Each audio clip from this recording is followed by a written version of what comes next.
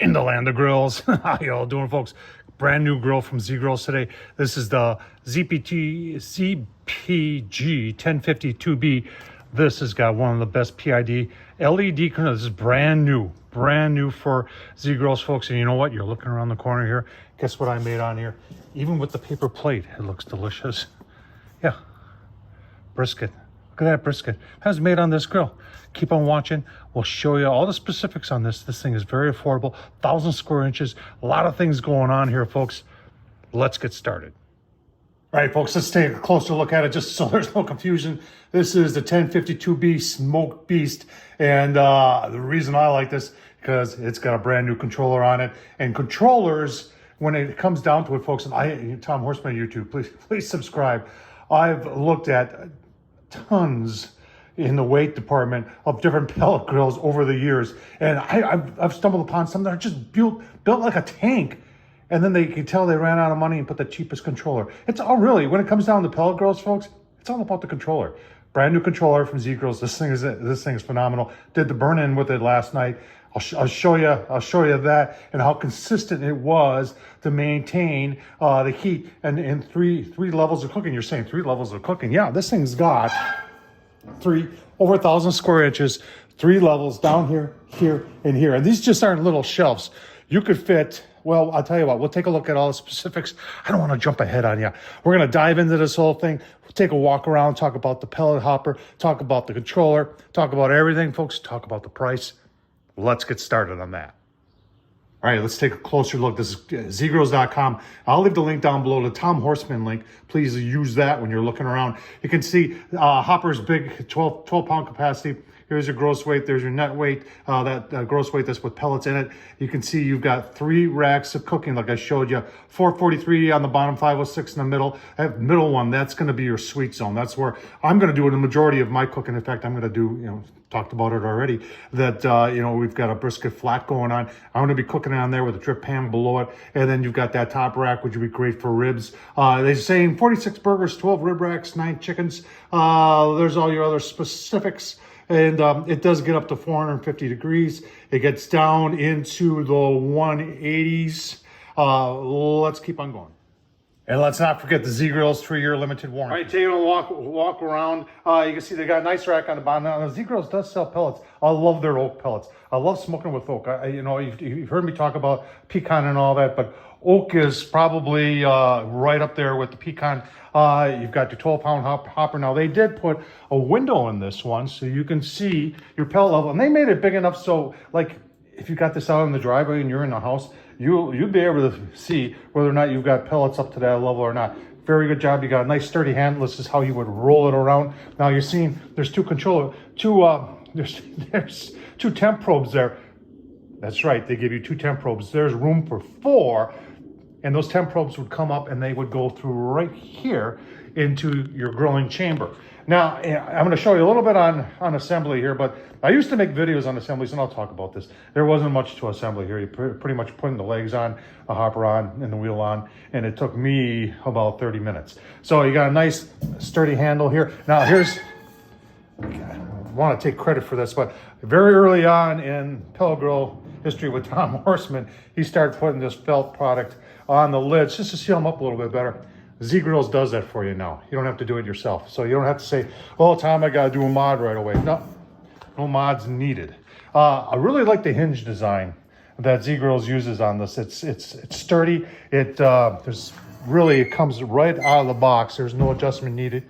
Yeah, you got a chimney. I like chimneys on my pellet grills. You got a chimney. You got the grease pail right there. Key thing with all pellet grills is to get the grease out of the pellet grills. Zgrills realizes that. Walking around in the back, you've got the bread box design. And the bread box design means it's vertical instead of the barrels design. And that's what gives you that 3 racks of space on the inside. You got your back right here. They have a pellet dump. Yeah, a pellet dump right there. You pull it out, lift it up. You put a bucket underneath the hopper, and the pellets would fall right out. And then you've got a cord wrap right there. So for the pellet dump, and I've had pellet dumps on grills before where you had to be careful because they would get loosened up and pellets would dump. This one is very simplistic. You've got this, and you can see that's where it dumps right there. And this whole thing goes right back in, and then this little screw goes back in that hole. And when you screw it and get it tight there, it ain't coming out. So you don't have to worry about an unexplained dumping of the pellets. Nice design, very simplistic. Keeping it simple, that's what you should do. All right, let's talk about the grates. The grates are porcelain enamel coated. They fit in very nice, and you can kind of mix and match these. Like these, the bottom ones are always going to stay the same because there's two of them. They go like this, but there's two on this rack, and this is the one we're using today. But you could always take and use this one down lower. But I tell you what, really nice design. I love it when they give you more vertical space because then that allows for drip pans to be used. Let's start going a little bit deeper. Keep in mind, I already did the burn-in yesterday. That's why you see a little discolorization here. But that's your drip tray. And this is what I like. Simplistic is the best way to go. There's so many other drip trays from so many other manufacturers where put little wheels on it. And Zgrills has done that in the past too.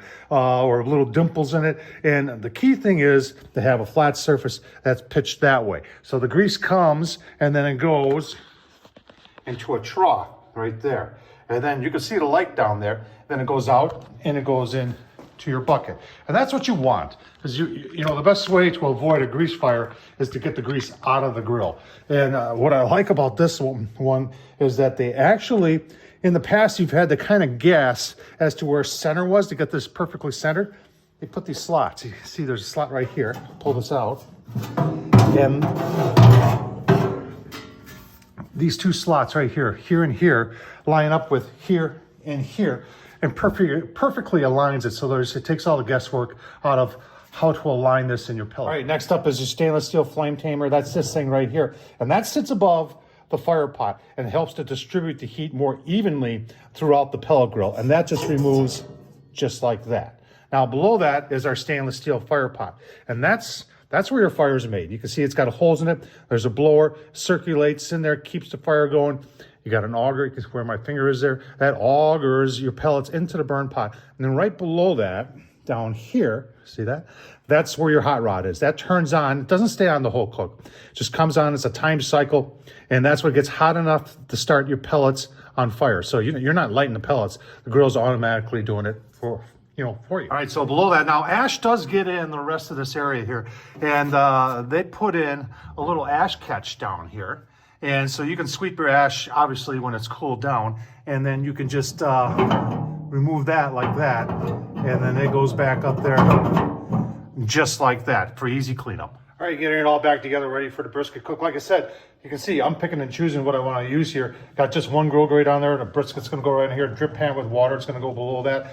I got my aluminum foil already on the grease tray down there for the next. Now that thing right there, that's your RTD probe, and that's when it's taking a temperature inside this grill. It takes it from the tip of that, and that tells that down there, the controller, what the temp is, so it can regulate the auger on and off in order to maintain whatever you set it at.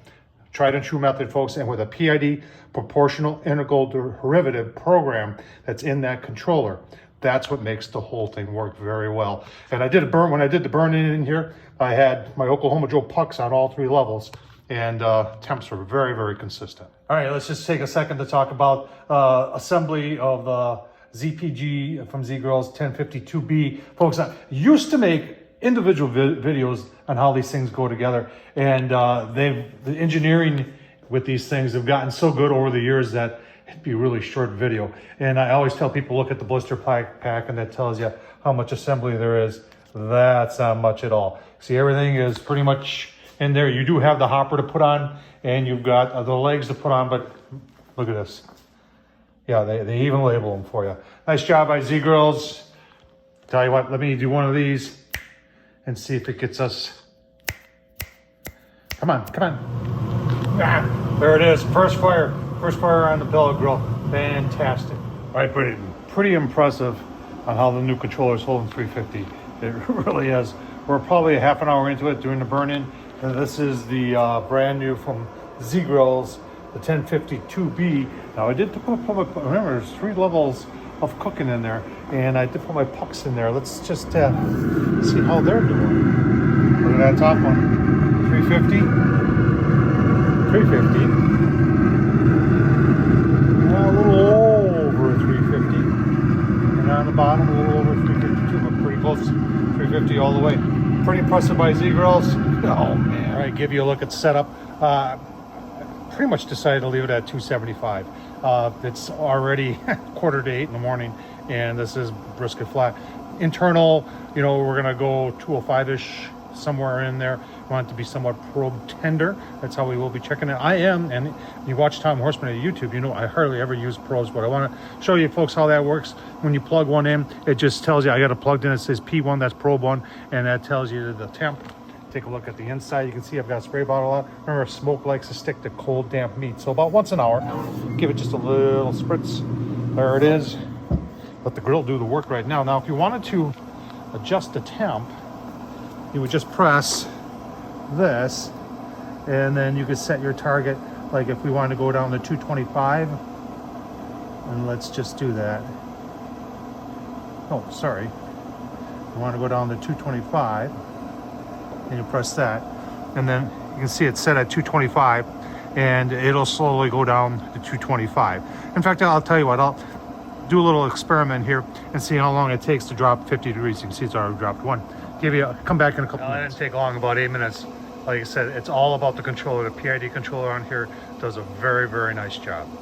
Give you a couple look-sees. We'll take a look at, you can see, got some smoke rolling. Pellet hopper is pretty much full. And we'll take a look at that at the end to show you how many pellets, but you can see through the window there that we are good to go. All right, after an hour, you can see that's doing a good job. Hold temps. Look at that. Taking on a really nice color. You can see the smoke from the oak. Very, very nice by the Zgrills. All right, 4 hours into it, 225. PID's doing a great job. That's how many pellets we burned through. So we take a quick look. Our internal right now says 158. We're into the stall. Oh yeah, looking really nice. So at this point, we're gonna dump the water out of that pan. We're gonna put the brisket in the pan. I'm actually gonna put some potatoes and carrots in. This is gonna be eaten brisket. I'm not making this for a competition or anything like that. But we're gonna put that in covered, and then turn the temp up to 325. Take it to its probe tender. Give you a look-see. All right, 6.5 hours total. You can see the potatoes and carrots and mushrooms. Oh man, been snacking on those. Grain runs. Can you see that? Grain runs like this. So you always cut across the grain. We're gonna go right through the middle. This is just a small little brisket flat. Take a look-see. Oh man, will you look at that? Yeah, on the pellet grill, on the Zgrills. Let's get a chunk out of there so you can see it. Oh my gosh. That looks very bendable. That's how you tell whether your brisket's good. Look at that smoke ring. Pulls right apart. A little resistance there. That's good. Take a taste test. It's hot still. Oh man. Oh man. That's absolutely beautiful and delicious. I know it's probably not competition style brisket, because it's just a brisket flat, and I put potatoes and carrots on top of it with mushrooms, but it is absolutely delicious, folks. Zgrills, check them out. Tom Horsman on YouTube, check him out too. Thanks for watching, folks. Appreciate it.